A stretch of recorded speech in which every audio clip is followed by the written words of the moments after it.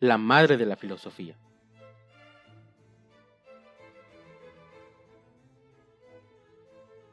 Este es nuestro tema de hoy.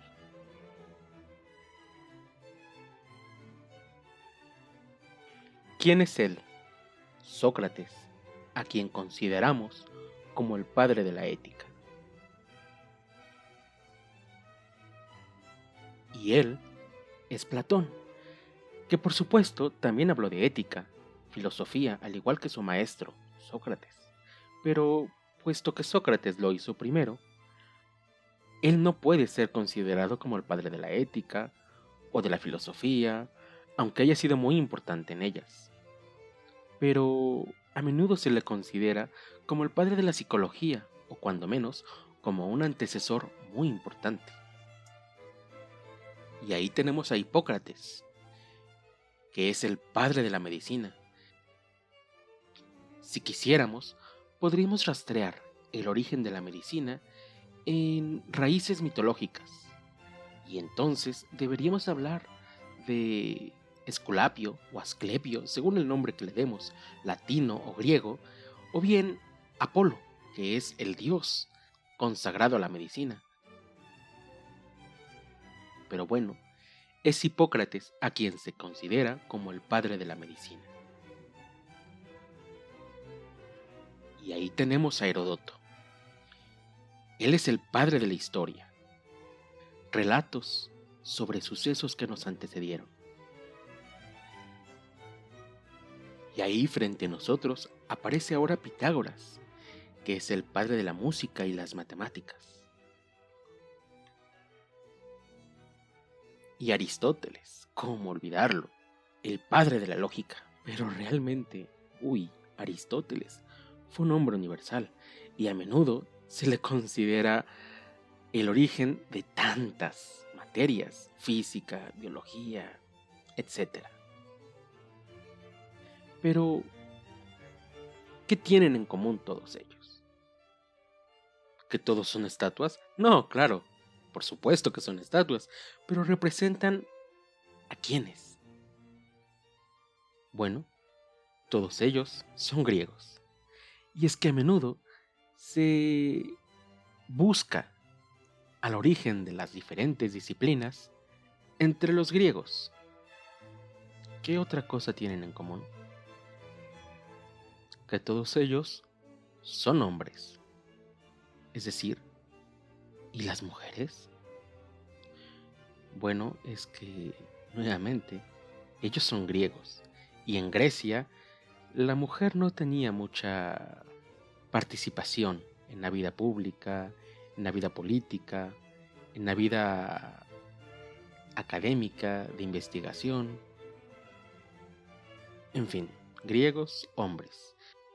Por otro lado, no nos vamos a enfocar en todos ellos, solo en algunos. Por ejemplo, ya podemos descartar a Heródoto o a Pitágoras o a Hipócrates, que nada tienen que ver con nuestra materia. Pero de los que quedan, aún así no nos vamos a enfocar en todos. Por lo pronto, de Sócrates es muy conocida una frase suya que dice: yo solo sé que no sé nada. Pero vamos a ver otra frase. Una vida sin examen no vale la pena ser vivida.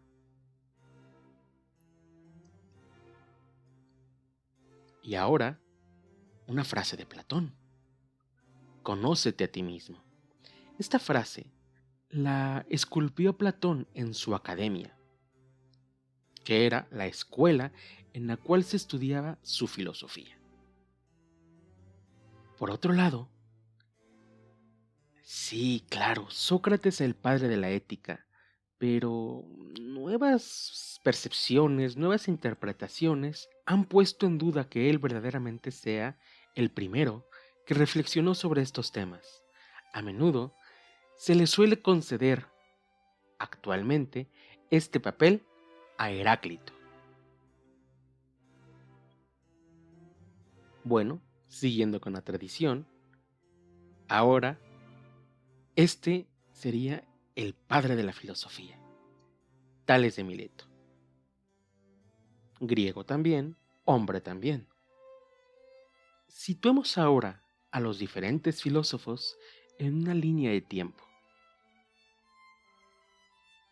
Tenemos a Platón en el 427 a.C., es decir, hace 2447 años, casi 2500 años. Tiene tiempo, ¿ah? Y por supuesto, su maestro es anterior, él en el 470 a.C. Nuevamente, hagamos la operación, más cerca de los 2500 años. Hace 2490 años en total. Y Heráclito, que ha desbancado a Sócrates como el padre de la ética, bueno, él es en el 540 a.C. Tenemos que decir algo, las fechas son aproximadas. Bueno, es que no había un registro civil en aquella época y no podemos tener una seguridad de la fecha en que nacieron o murieron. Entonces, a menudo, se fija sus fechas por su relación con diferentes sucesos de los cuales tenemos mejor noticia. Por ejemplo, la fecha de tal o cual olimpiada, o bien la de un eclipse. En fin, son diferentes sucesos los que nos ayudan a saber cuándo vivieron ellos. Pero, bueno, vamos a aceptar, por lo pronto, 540 a.C. como la fecha de nacimiento de Heráclito, en cuyo caso, bueno, él ya pasa de los 2500 años, hace 2560 años. Uy, ya tiene más tiempo. Pero, bueno, y Tales de Mileto, que fue el primer filósofo, es decir, la ética es parte de la filosofía, pero la filosofía, como la disciplina que engloba la ética y a otras muchas, ¿cuándo surgió? Bueno, en 624 a.C. He ahí el nacimiento de Tales de Mileto, hace 2644 años. La filosofía no es una disciplina reciente, es muy antigua. Por otro lado, tenemos que decir que a menudo se considera a Homero como una pre-filosofía. Hay ahí discusiones, si Homero es o no es filosofía. En mi perspectiva sí lo es. En mi perspectiva, cualquier explicación de la realidad, incluya o no explicaciones religiosas, es filosofía. Pues bien, si aceptamos esto, entonces la filosofía empezó en el 800 a.C. Aunque bueno, de los que están aquí, Homero es el personaje más dudoso. ¿Por qué? Porque realmente no estamos seguros de que haya existido. Y si lo hizo, no estamos seguros de qué fue lo que hizo. Hay dudas. Pero bueno, tradicionalmente y por convención, se acepta que él es el escritor de la Ilíada y la Odisea, que son obras mitológicas. Hablan de dioses y precisamente, repitámoslo, el hecho de que hable de los dioses es la razón por la cual no es considerado propiamente como un filósofo y no ha estado en nuestra lista de los primeros filósofos, de los padres de. Se supone que Homero es el escritor de la Ilíada, de aquella historia en la que hay una guerra entre Grecia y Troya, griegos contra troyanos. La guerra la ganan los griegos. ¿Cómo? Por la artimaña, por la estrategia, por la trampa del caballo de Troya, que fue un plan maquinado por Odiseo. Todo esto, claro, es un relato, pero bueno, nosotros vamos a decir algo un poco diferente. ¿Qué es historia? ¡Historia! Pero en la Ilíada habla de dioses.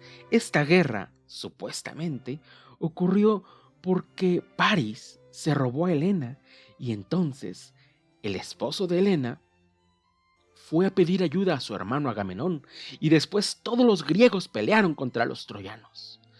Y pidieron ayuda a los dioses también, y entonces los dioses ayudaron a los griegos, no todos, porque algunos apoyaban a los troyanos. Y entonces es una guerra de dioses contra dioses, en la que hay tantas cosas fantásticas que ¿cómo podemos decir que es historia?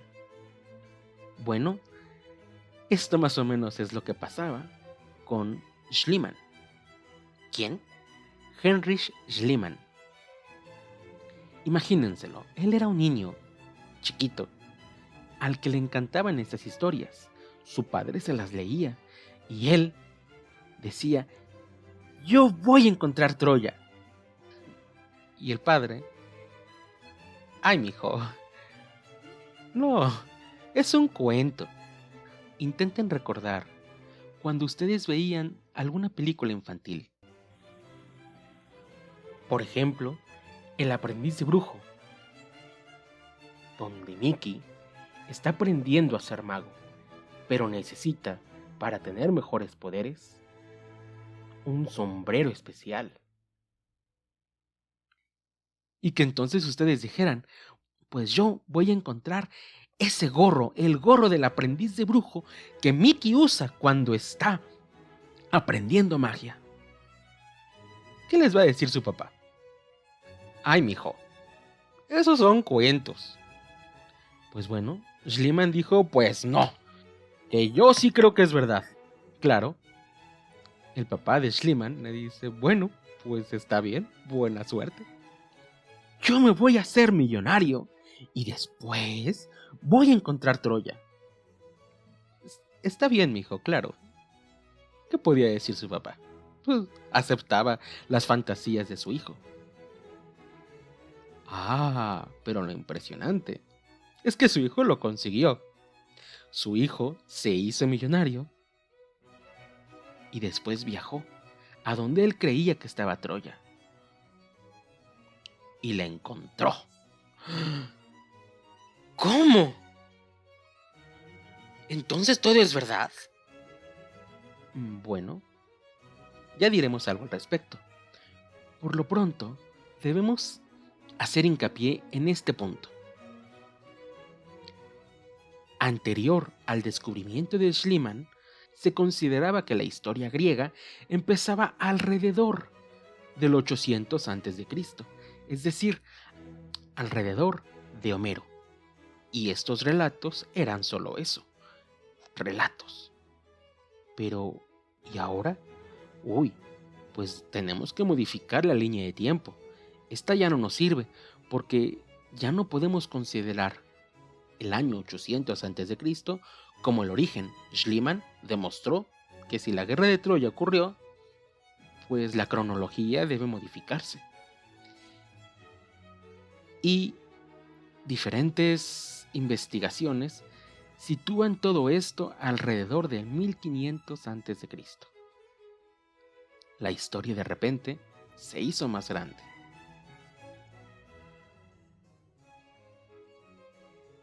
Y otro suceso del que tenemos que hablar es que Arturo Evans hizo algo similar. Descubrió el laberinto del Minotauro. ¿Qué es eso del laberinto del Minotauro? Bueno, existe un mito en el cual Teseo se adentra en un laberinto a pelear con un monstruo que tiene cuerpo de hombre y cabeza de toro. Cuenta para lograrlo con la ayuda de Ariadna. Pero, vaya, Teseo es un héroe. Es amigo de Hércules. Y entonces ya estamos hablando de que Teseo, Hércules y toda la mitología ¿es historia? ¿También esto? Pues Arturo Evans descubrió el laberinto del Minotauro en la isla de Creta. Y entonces nuevamente tenemos que cambiar la cronología y ahora llega hasta el 3000 a.C. ¿Pero de qué estamos hablando? del origen de la filosofía.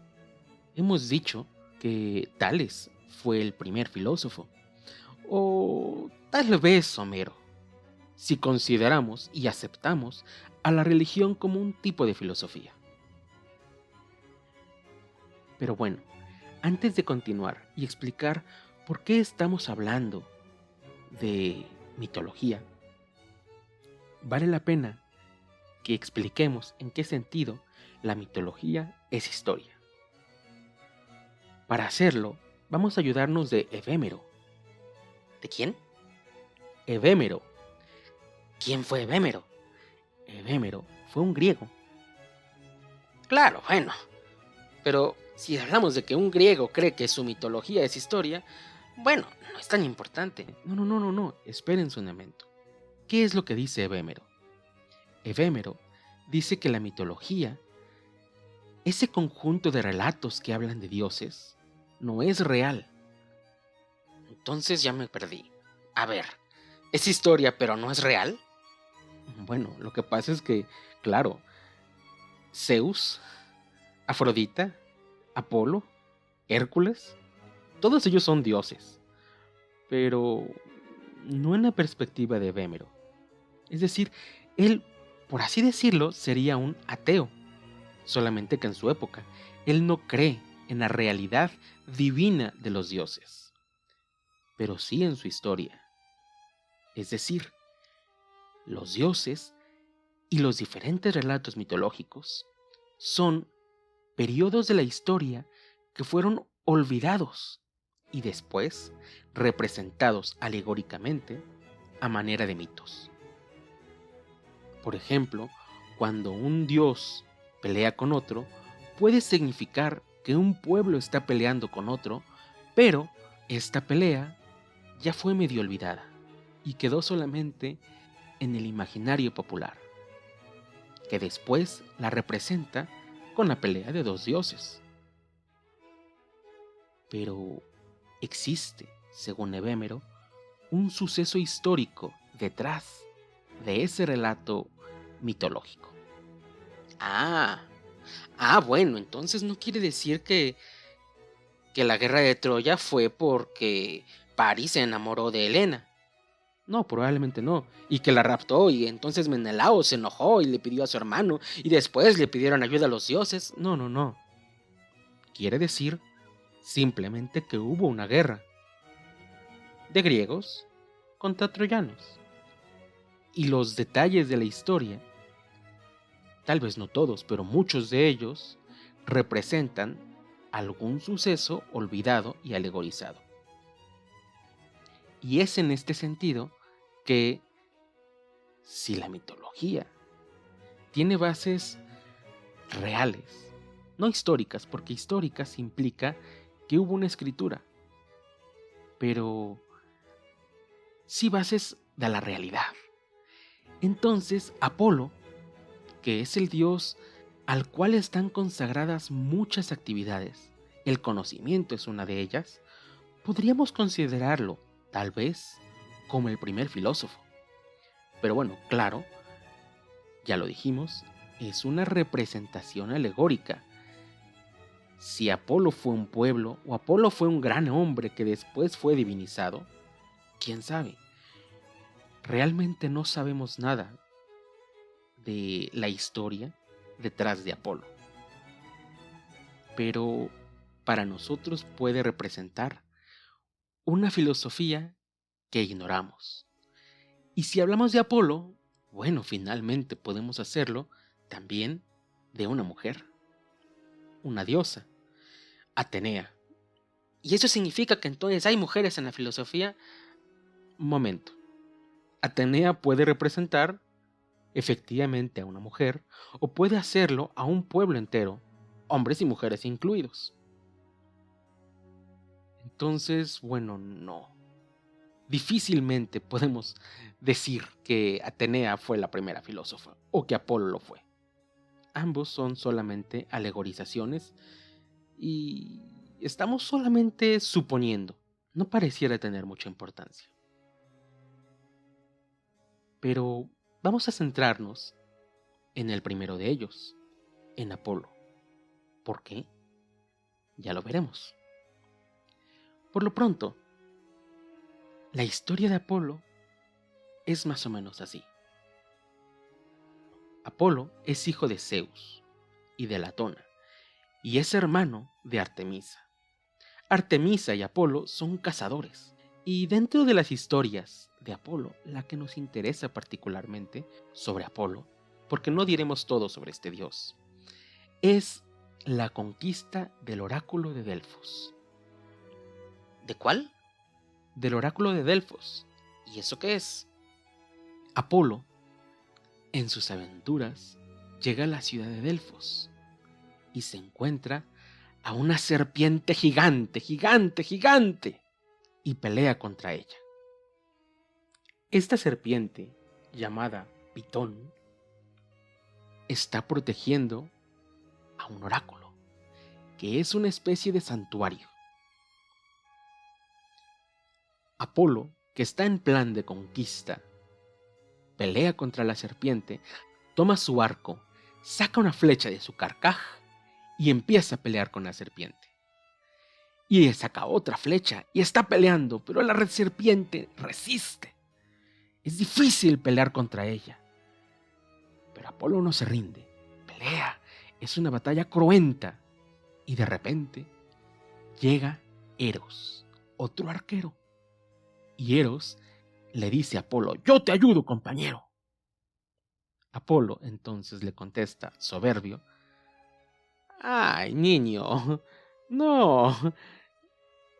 Ve a jugar a otro lado, mira, esto es para mayores. Ya vete. Te puedes lastimar. ¿Ustedes qué creen que siente Eros?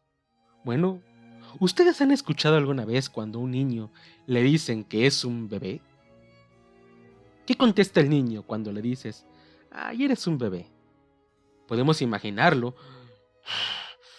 Se le humedecen los ojos, se le ponen rojos y te dice: yo no soy un bebé. Bueno, está bien, no lo eres, pero vete a dormir. Bueno, a Eros no le gustó que Apolo le dijera bebé, que Apolo lo hiciera menos. Se sintió humillado. Y entonces decidió no ayudarlo, pero tampoco irse. Mejor tomó el arco y lo apuntó no al dragón, sino a Apolo. ¡A este dios! Que se le ocurre humillarme y decirme que soy un bebé. Va a ver. Y entonces toma una flecha y le dispara.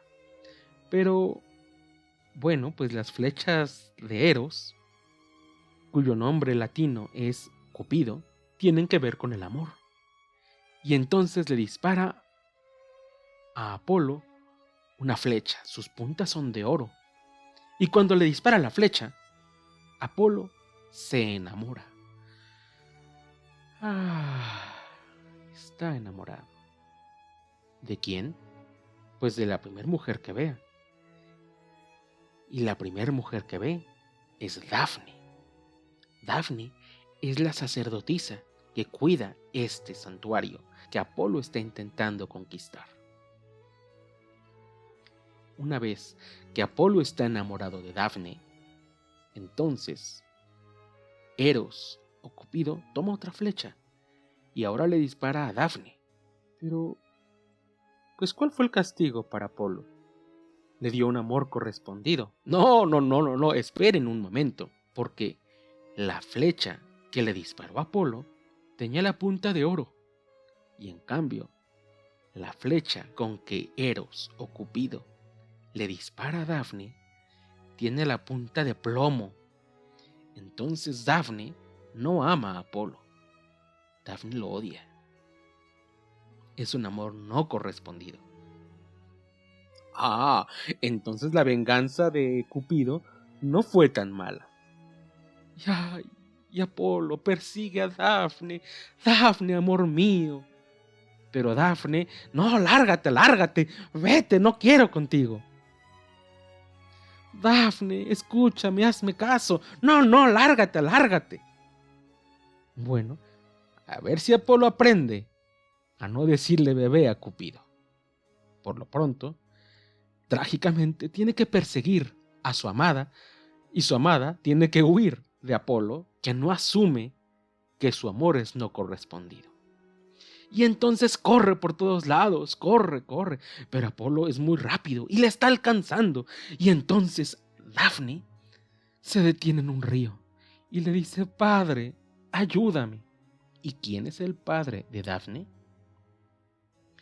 El padre de Dafne es el río Ladón. Un río. Bueno, claro, es que es mitología, acuérdense. Como sea, Dafne le dice: ayúdame. Y cuando Apolo ya la ha atrapado, en ese instante Dafne se convierte en un árbol, en un laurel. Apolo está muy triste, porque la mujer a la que él amaba ya no existe. Ahora solo existe un árbol, un laurel. Entonces Apolo corta el laurel y se hace con él una corona, con la que, bueno, si ustedes han visto alguna imagen de las Olimpiadas, esa corona de laurel simboliza el triunfo de los atletas. No es como en nuestra época que les dieran medallas, no, les daban coronas de laurel. Pero, ¿y esto por qué nos importa? ¿Qué relación tiene con nuestra historia y con nuestro recuento de los primeros filósofos? Porque Apolo, una vez que ha derrotado a la serpiente y la sacerdotisa ya es un árbol, ahora él es el nuevo dueño del oráculo de Delfos. Y el oráculo de Delfos es el sitio en el cual los griegos de las diferentes polis se acercaban a preguntarle por sus consejos, buscando la sabiduría divina. Pero a diferencia de los otros relatos mitológicos, hay ruinas que demuestran su existencia. A menudo se considera como una filosofía las máximas délficas. ¿Cuáles? Las máximas délficas. ¿Y eso qué es? Bueno, las máximas délficas son consejos que se pretenden sabios, que tienen su origen en el oráculo de Delfos. ¿Y entonces las personas llegaban y le preguntaban su sabiduría a un montón de piedras? No, como creen. El oráculo de Delfos es la sabiduría divina del dios Apolo. Pero, ¿quién transmite esta sabiduría? ¿Quién transmite estos consejos? Las sacerdotisas. Las sacerdotisas del oráculo de Delfos se llaman pitonisas. ¿Pitonisas? Pero el nombre suena muy parecido a aquel otro de la serpiente. Sí, claro. Son pitonisas en memoria de la serpiente Pitón. Y la primera de ellas es la hija de Apolo, cuyo nombre es Femonoe. ¿Y toda esta historia, de dónde viene? ¿O cómo la sabemos? La conocemos debido al escrito de un griego llamado Pausanias. Pausanias era una especie de guía de turistas que escribe sobre los diferentes lugares de interés que tiene Grecia, y uno de ellos es el oráculo de Delfos. Y entonces tenemos que Femonoe, que fue hija de Apolo, la primera pitonisa, no es otra que la madre de la filosofía. ¡Madre! Pero entonces no eran solo padres. Bueno, pues no. Pero entonces es un personaje. Es un personaje mitológico. Lo es, pero ¿qué de la historia de Femonoe es cierta? Bueno, primeramente el oráculo de Delfos existió. En segundo lugar, si fue o no fue la hija de Apolo, lo que sí está claro es que fue una pitonisa. Tal vez no se llamaba Femonoe. Fuera de Pausanias, bueno, el nombre de Femonoe no es conocido. En general, las pitonisas, todas las que hubo, porque fueron muchas a lo largo de los años, no se conservan sus nombres. De manera que si las máximas délficas son consejos de las pitonisas, y nosotros les damos este nombre, máximas délficas, Estamos hablando de una filosofía anónima, pero si en vez de esto hablamos de Femonoe, quien fue según Pausanias la primera pitonisa, entonces le estamos dando nombre a una filosofía que tradicionalmente no lo tiene. Pero continuemos con la reflexión sobre el valor histórico de Femonoe. La existencia de las pitonisas también es un hecho histórico. Si el oráculo de Delfos fue histórico y lo fue también la existencia de las pitonisas, también lo fue el hecho de que se consideraba que ellas transmitían la sabiduría del dios. Eran mujeres básicamente drogadas. ¿Cómo drogadas? Sí, porque transmitían la sabiduría del dios después de haber mascado hojas de laurel. Entonces, si bien es un personaje mitológico, a diferencia de los dioses Apolo o Atenea, que no nos atrevimos a considerar como filósofos porque no hay suficientes datos que nos permitan suponer una historia de reflexión, en el caso de Femonoe, sí disponemos de estos datos. No son absolutos ni exhaustivos, pero tenemos algo. Pausanias escribe sobre ella en su libro Descripción de Grecia. Nos dice que ella había hecho que se grabara en piedra un consejo. Ahí lo tienen, este consejo. Ajá. Pero, ¿pero qué dice ahí? Traduzcámoslo. Conócete a ti mismo. Conócete a ti mismo. Este consejo suena conocido. ¿Lo recuerdan? ¡Claro! Este consejo es el que también Platón hizo que se grabara en su escuela. Entonces no fue tan original. Antes de Platón ya era frase de Femonoe. De este modo, no Tales de Mileto, sino Femonoe sería la madre de la filosofía. Tenemos que incluirla en nuestra línea de tiempo de los primeros filósofos. Femonoe dice conócete a ti mismo, que también lo dice Platón, bastante tiempo después. Y entre ellos dos, Heráclito dice yo me he buscado a mí mismo, y Sócrates dice una vida sin examen no vale la pena ser vivida. Ahora, ¿qué tienen en común todas estas frases? Todas estas frases tienen el mismo sentido, reflexión. Buscar en nosotros mismos, como diría Heráclito, la realidad. Reflexionar, lo que he hecho está bien, no me equivoqué, fui una buena persona, es decir, una vida sin examen no vale la pena ser vivida, que es la frase de Sócrates, no es otra cosa que buscar en uno mismo. Y claro, la intención de buscar en uno mismo implica la de conocernos,